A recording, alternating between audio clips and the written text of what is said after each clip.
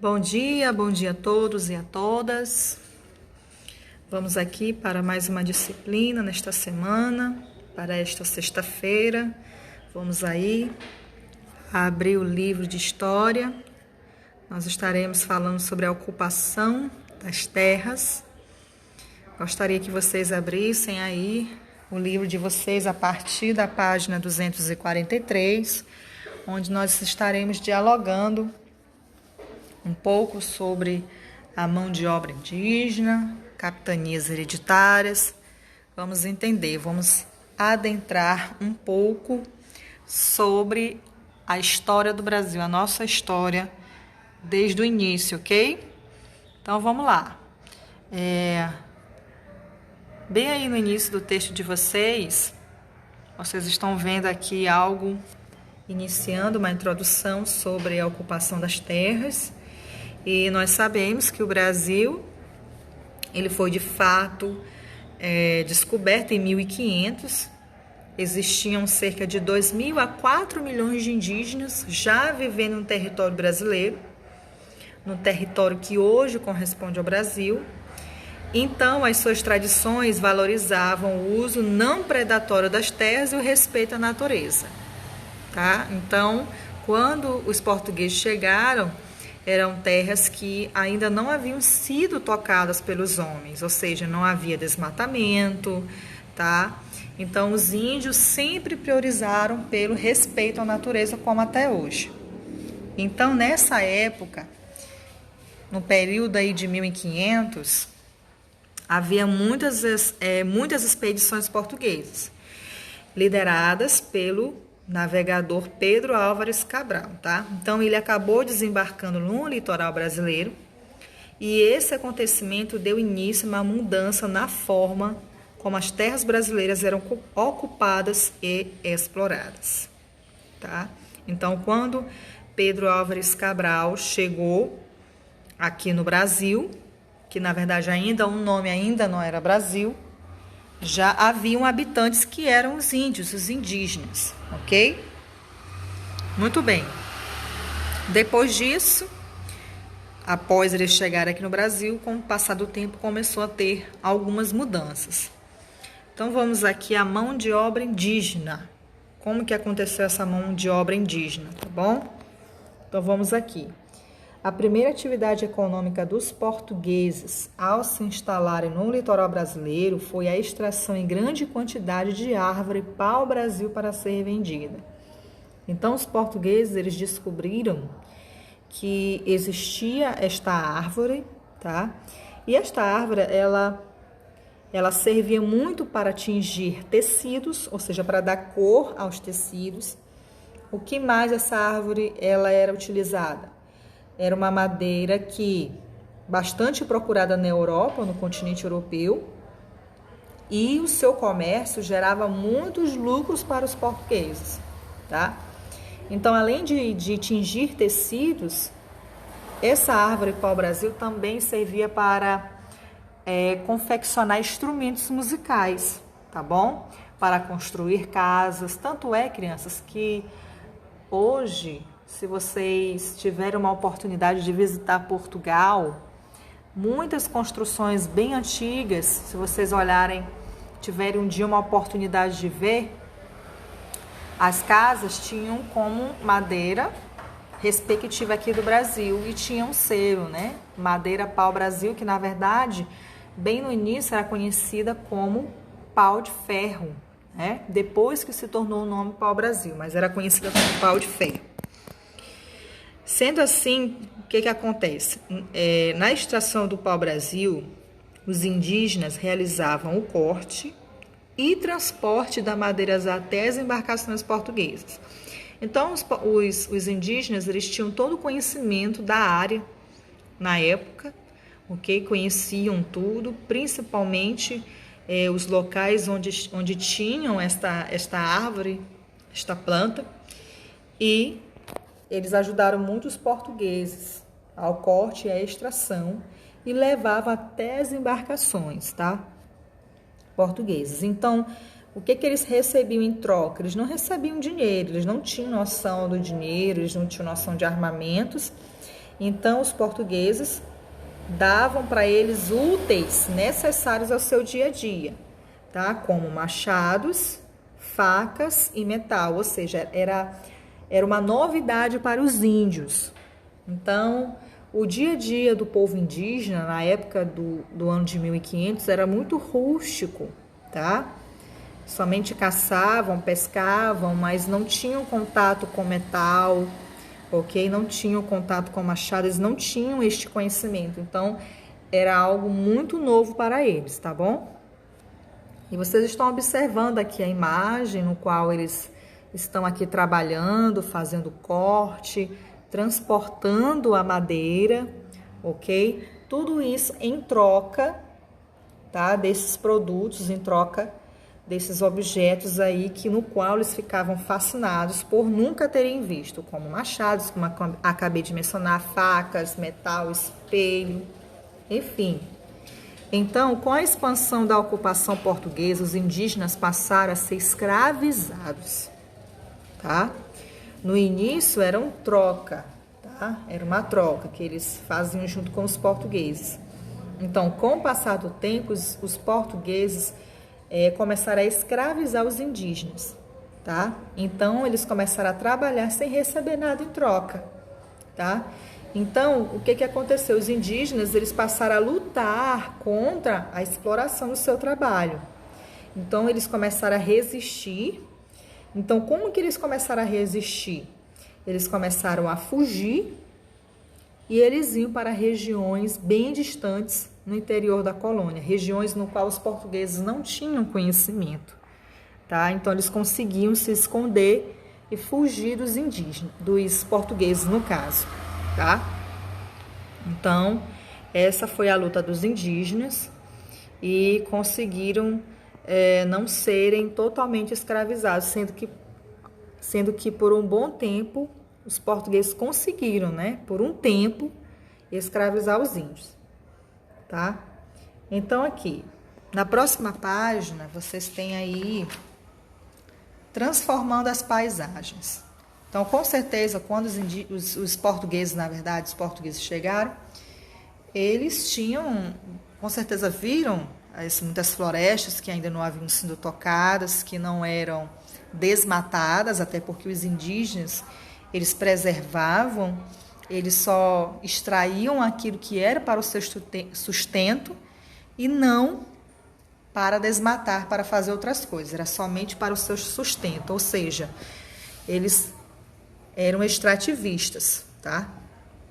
Então, até cerca de 1530, ou seja, de 1500 até 1530, passaram-se o quê? 30 anos. Os portugueses mantiveram a exploração do pau-brasil, a exploração do Brasil restrita ao litoral, como a extração do pau-brasil. Então, toda a exploração era no litoral brasileiro, tá? Totalmente no litoral brasileiro. Professora, que litoral brasileiro é esse? Bem aí, vocês têm um mapa. Então, o litoral é a parte onde ficam as praias, ó. Tô até aqui mostrando para vocês. Tudo isso aqui é o litoral brasileiro. Bem que nós estamos vendo o Maranhão, vocês estão vendo aqui que eu estou circulando o Maranhão? Pois é.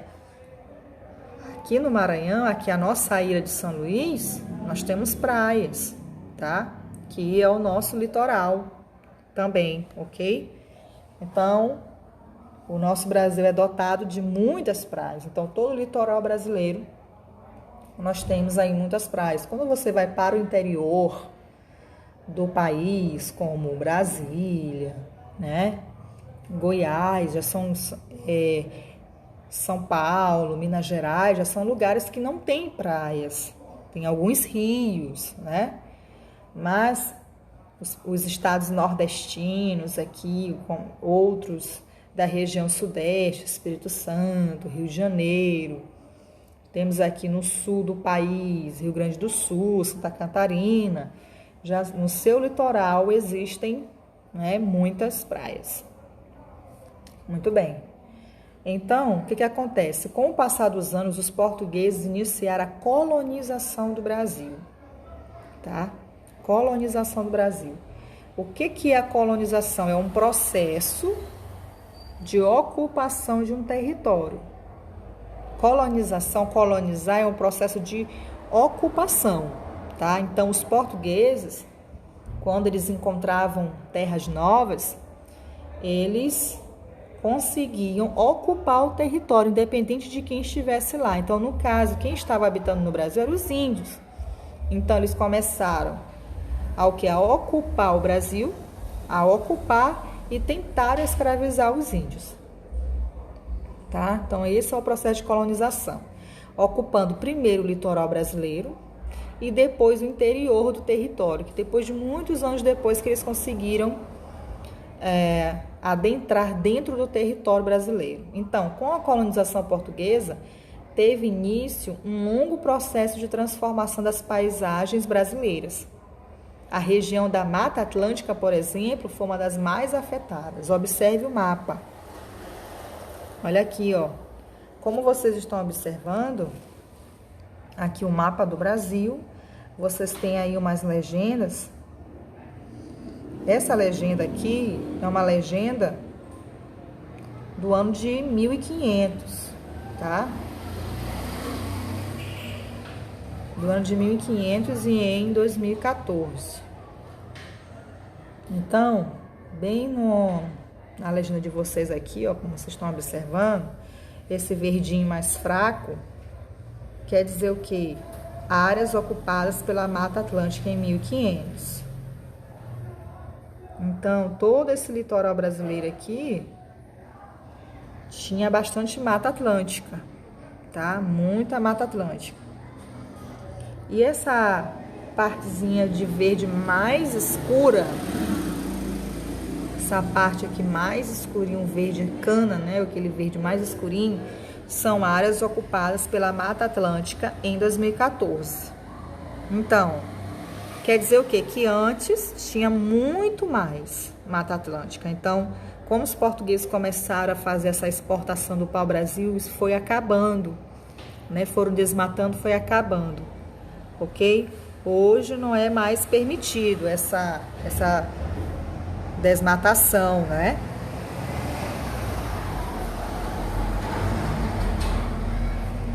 Hoje não é mais permitido essa desmatação. Então, observem a diferença. Que em 2014, ou seja, de 2014 para 2020, né, já se passaram alguns anos, então temos pouca Mata Atlântica, ok?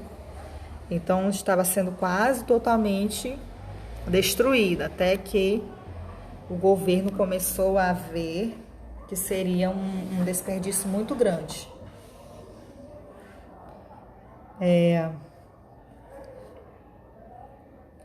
Muito bem. O que é a Mata Atlântica? Bem aí na legenda de vocês que a Mata Atlântica é um tipo de vegetação característico do litoral brasileiro. Então, é uma mata exclusiva, respectivamente, do litoral brasileiro. No Maranhão nós temos, né, um pouco de Mata Atlântica, mas não se tem tanto como tinha no ano de 1500, tá? Então, foi bastante devastado. E vocês têm aí as capitanias hereditárias. O que eram, gente, essas capitanias hereditárias? Então, vamos observar o texto aí, que vai esclarecer bem vocês. Eu quero enfatizar, leiam bastante o material, respondem as atividades, tá? Para vocês adentrarem ainda mais. Então, para impulsionar a colonização em 1534, a coroa portuguesa dividiu o território brasileiro em 15 lotes, tá? Chamadas de capitanias hereditárias, certo? Esses lotes eles foram entregues a nobres e a comerciantes portugueses conhecidos como donatários, que assumiram a tarefa de povoar o território e fazê-lo produzir, tá? Então, para avançar ainda mais essa colonização, ou seja, a ocupação desse território, o que a coroa portuguesa fez? A coroa portuguesa são os reis, né? Os nobres, tá? Tanto é que o Brasil, nessa época, ele ainda não havia sido, não era um país independente. Então, quem comandava o Brasil era os portugueses, a coroa portuguesa. Então, para avançar isso, o que eles fizeram?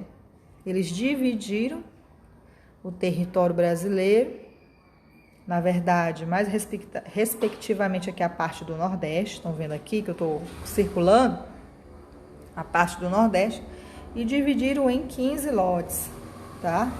Em 15 lotes. Então, cada terra dessa tinha um donatário. O que era um donatário? Era uma pessoa, é como se fosse um governador daquele lugar. Então, cada donatário, eles tinham a tarefa de povoar o território, tá? E fazer essa terra produzir.